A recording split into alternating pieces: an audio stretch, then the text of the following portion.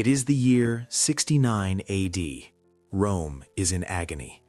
Emperor Vitellius orders feasts where the tables are piled with flamingo tongues, while in the river Tiber, people fish out the bodies of citizens instead of fish. The Eternal City could survive fires, plague, and mad rulers, but there was one thing that made the masters of the world truly afraid. Not barbarians, an empty granary. While other generals blindly hacked at each other for the throne, one cunning old man, Vespasian, understood something simple. Why storm walls and bury legions? All you have to do is stop feeding the monster. How do you seize the greatest power on earth without firing a single arrow at the capital? Let me show you. It started with a knife at the throat. On the 9th of June in the year 68, Emperor Nero, driven into desperation, chose to end his own life. The moment it became clear he was dead, the Roman world tilted. The empire suddenly learned a terrible secret that had been hidden for a century. Emperors were no longer chosen in the Senate, they were made in the barracks. It was like a dam breaking. The legions in Spain, Germania, Syria, everyone realized their general was no worse than the recently dead psychopath. A royal battle for survival began. Galba, Otho, Vitellius. Heads rolled so fast that sculptors in the provinces stopped carving new statues. They simply introduced replaceable heads. Click, take off Nero, put on Galba. A month later, click, take off Galba, put on Otho. A conveyor belt of corpses. Vitellius crawled out of that slaughterhouse as the winner, and it was a disaster. Into the Eternal City came not a shining conqueror in polished armor, but a fat, permanently sweaty mass surrounded by drunken German soldiers. Vitellius turned Rome into a pigsty, literally. His legionaries, wild northerners, pitched tents right on the field of Mars, fouled sacred groves, and killed passers-by for fun. And the emperor himself? He ate. History knows few rulers who so methodically devoured their own state. 4 enormous banquets a day. To make room, he took emetics between meals and sat down again. As the treasury emptied, he demanded flamingo tongues and the milt of Murray eels. People looked at the slobbering monster not only with hatred, but with physical disgust. But hatred is an emotion, and you do not win wars with emotions. Meanwhile, thousands of kilometers away from Rome's orgies, in the burning dust of Judea, sat a man who was Vitellius's complete opposite, Titus Flavius Vespasian. No purple robes, no perfumes. The face of an old farmer, tanned and hardened by wind. Hands used to reins, not goblets. He was the son of a tax collector, and the reputation of a miser clung to him for life. Soldiers told stories about his tight fist. They said he could judge a sack of grain by eye. When his son criticized him for a tax on public toilets, Vespasian pushed the first coin of profit under his nose. Smell it. Does it stink? No. And yet it comes from urine. Vespasian looked at the empire's map not like an epic hero, but like an auditor. He saw that Vitellius was bankrupt, and he saw that marching straight into Italy was a bad investment. Why spend 50,000 men smashing walls if you can make your enemy open the gates himself? The old fox understood. War is too expensive. It is cheaper to cut off oxygen, and for Rome, oxygen was not air, it was grain. Rome fed itself not from land, but from the sea. At dawn, there were already queues outside the bread shops. Craftsmen, dock workers, veterans, yesterday's soldiers now without work. Bakers threw loaves onto the counters, and one sound spread through the city, the crackle of crust, calming the crowd better than any speech in the Senate. That sound was politics. Rome in the year 69 was a metropolis of about 1 million people, and it could not live off a garden. It needed a vast amount of grain each year, or everything began to split at the seams. A week of disruption and prices jump so hard that ordinary people look at bread like a luxury. A month, and the streets no longer argue about who is emperor. The streets look for someone to beat. Italy had traded away self-sufficiency long ago. The fields around the capital became villas with gardens, ponds, and statues, not plowed land. The rich made money from rents, olives, wine, and the beautiful life, but not from grain. The city became a giant mouth that opened every morning and waited for food from elsewhere. That food came through the annona, the state supply system. For ordinary people, it looked simple: a queue, an official, a measure, a small sack of grain, a stamp. For power, it mattered more than executions and victories. Hundreds of thousands received free rations, and everyone else bought bread at prices kept under control by steady imports. Bread was not kindness, it was a contract. We feed you, and you do not tear the city apart or cut the emperor's throat. And here is where Vespasian truly smiled. Most of that calm depended on one province, Egypt, and above all the granaries around Alexandria.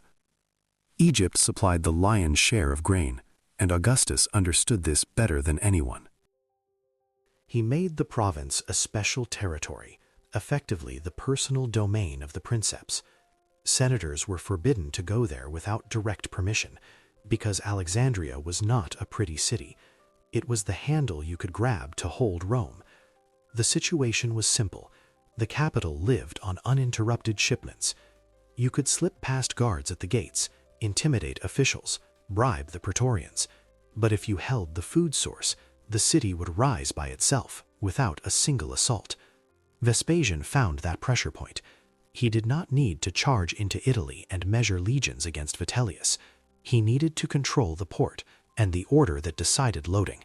The grain exists, the ships exist, but they do not sail. One small detail remained, and the whole empire rested on it. Who actually carried this bread, and what did these sea monsters look like? In the harbor of Alexandria, the air smelled of salt, rotting seaweed, and money. Enormous money. On the horizon rocked not simple boats, but true leviathans of the ancient world. Rome built ships so large that Europe would struggle for 1,500 years to match their tonnage. Look at the numbers, they sober you up. An ordinary sailing ship in later eras displaced around 200 tons. A Roman grain carrier, for example the famous Isis, was around 1,200 tons. The difference is immense. The Romans pushed floating fortresses across the Mediterranean. To move such a mass, you needed sails the size of a palace courtyard and a crew that knew the sea better than land. But even these giants had an enemy you could not bribe or kill: winter. From November to March, the Mediterranean became mare clausum, the closed sea. Storms shredded sails. Waves snapped hulls like matches. Navigation died. Captains, however greedy, hauled their ships into docks and waited for spring. That meant one thing: the entire winter stockpile, hundreds of thousands of tons of grain, had to reach Rome before the end of October. Nature itself set a hard deadline. Miss it, and the city starves. That narrow window was Vespasian's target: September and October, the time when the last convoys had to depart to slip through before the storms. This machine ran not on magic, but on people. The naviculari were private ship owners organized into guilds. They worked for money, privileges, and sometimes Roman citizenship. Above them stood imperial officials with tablets and seals.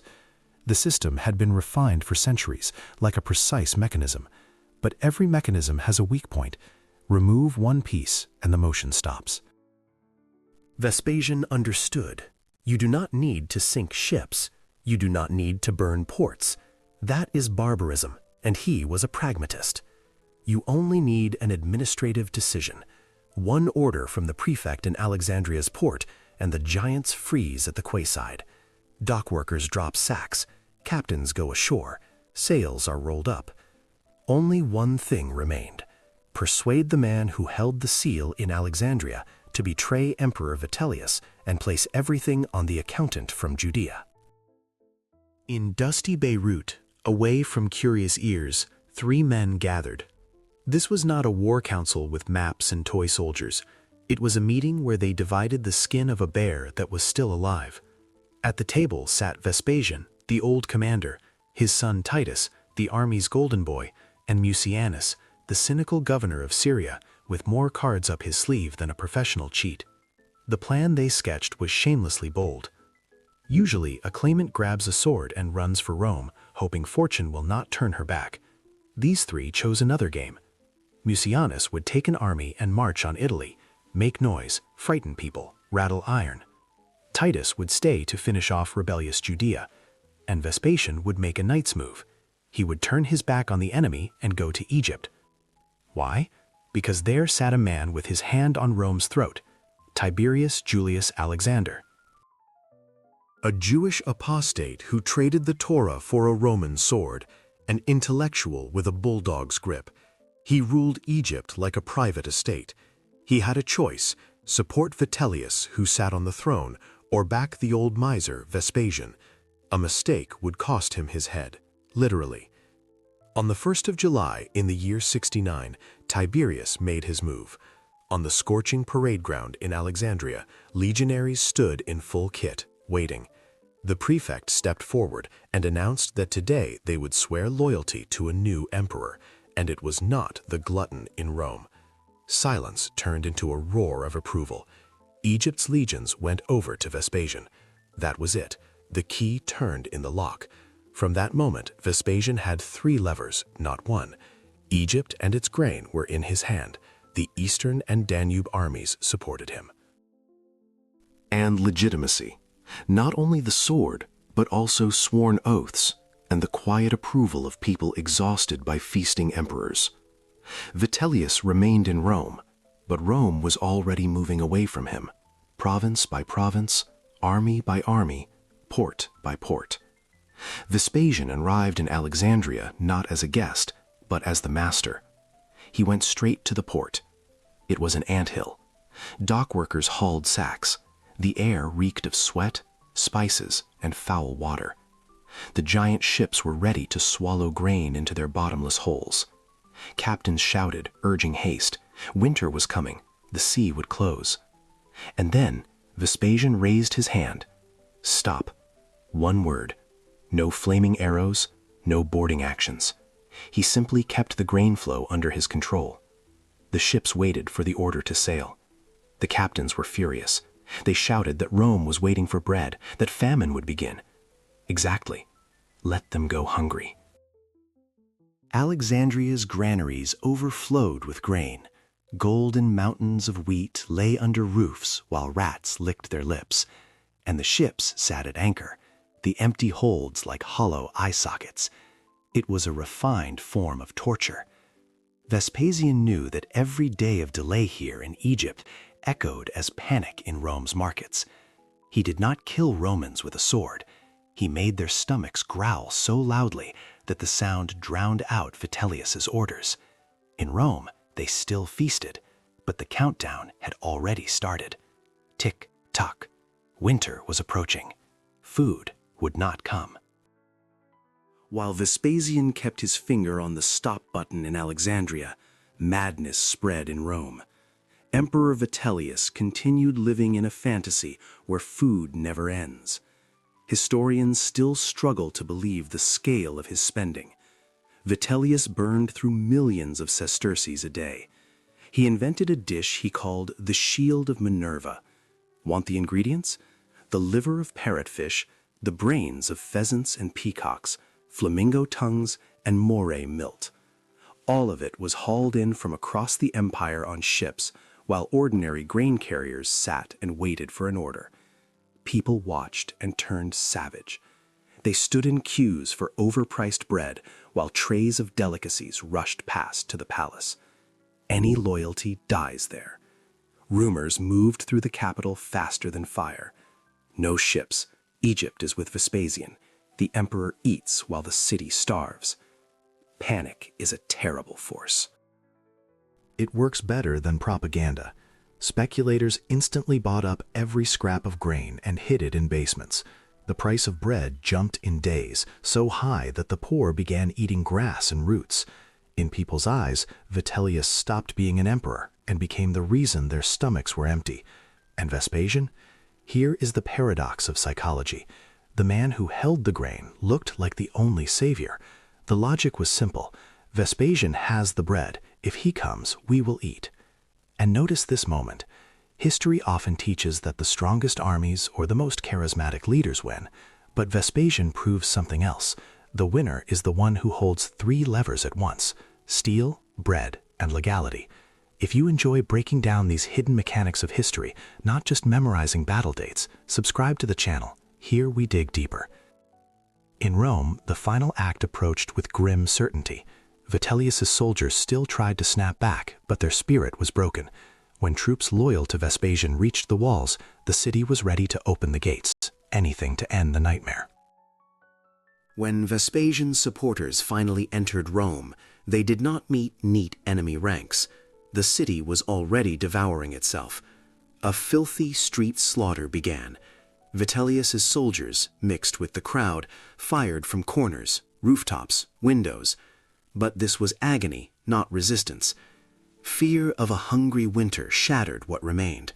And where was the emperor himself? Vitellius, the giant who could eat a whole boar in one sitting, showed cowardice at the last hour. He tried to flee the palace, then returned, and in the end they found him in the little room of a palace doorkeeper. The enormous fat emperor of Rome had crawled under an old mattress, trembling. They dragged him out like a sack of refuse, and the crowd got its victim. They hauled him across the forum. His hands were tied behind his back, a noose thrown around his neck, and a sword point held under his chin so he could not lower his head and hide his face from shame. People who only yesterday feared to meet his eyes now threw mud and dung. "Glutton! Arsonist! Murderer!" they screamed. His body was covered in wounds, his clothes torn to rags. Finally, they dragged him to the Gemonian stairs, where criminals' bodies were thrown. There they finished him, slowly, painfully, with dozens of small blows. When he died, they hooked his corpse and pulled it through the streets, then threw it into the Tiber like rubbish. At that same time, in Alexandria, Vespasian received the news of victory. What does the new master of the world do? Begin executions? Throw a feast? No. His first order was the riskiest of the entire campaign. He ordered the grain fleet to sail immediately. It was late in the year. The sea was violent, stormy. To sail now was almost certain death. A storm could scatter and sink the whole fleet, and with it all of Egypt's grain. It was a colossal risk. His plan, his victory, could go to the bottom with those ships. But Vespasian was betting on psychology. Rome did not just need an emperor, it needed a savior, the man who would bring bread. And when the first ships, battered by storms but intact, appeared in the harbor of Ostia, Rome exhaled. People cried with relief, embraced, ran to the docks. Vespasian, thousands of kilometers away, became for them the father of the fatherland. He restored normal life. He filled their bowls. He proved that an emperor is the one who feeds. This story is not just a chronicle of one coup. It is a demonstration of how the greatest empire of the ancient world really worked. The key lesson is this: the system always defeats the lone hero. Vitellius tried to rule like a field commander. I am strong, I have a sword, I will kill everyone. And he lost. He never understood that Rome had stopped being a military camp. It was a complex state organism where logistics, finance, and supply mattered more than the courage of 100 centurions. Vespasian, the stingy accountant, thought like a hard crisis manager. He understood that money does not smell, and hunger persuades better than words. He threw out the romance of war and did the calculations, and he won, founding the Flavian dynasty. The second lesson is the giant's vulnerability. Rome showed the world its Achilles heel. The most powerful city on earth became helpless the moment one single artery was squeezed shut. Everyone saw it. To put the Lord of the world on its knees, you do not need to burn its walls. You only have to close the port. After this, the office of Prefect of Egypt became the most dangerous in the empire. Emperors now knew the man in Alexandria held a weapon in his hands. Whoever controls the bread controls Rome. That formula was written not with ink, but with hunger. At the beginning, I promised to tell you about the most famous building in the world. You have seen it everywhere, the Colosseum. Its official name is the Flavian Amphitheater, and Vespasian began its construction. The money came from war booty, trophies taken from Jerusalem, the gold of the temple paid for stone and concrete. But the political foundation of the Colosseum was that same bread Vespasian returned to Rome. Vespasian perfected a cynical but brilliant formula: bread and circuses, panem et circenses. The Annona gave people bread, so they were fed. The Colosseum gave people spectacles, so they were occupied. Two hands of one system that kept Rome under control for centuries. Vespasian died in his bed, old and respected. Feeling death close, he struggled to stand, because an emperor should die standing, and with a grin he said, "Dear me, I think I am becoming a god." He was joking. But for Rome's ordinary workers, dockhands and bakers, he became a god on the winter day when ships from Alexandria, full of grain, sailed into Ostia again, saving their children from hunger.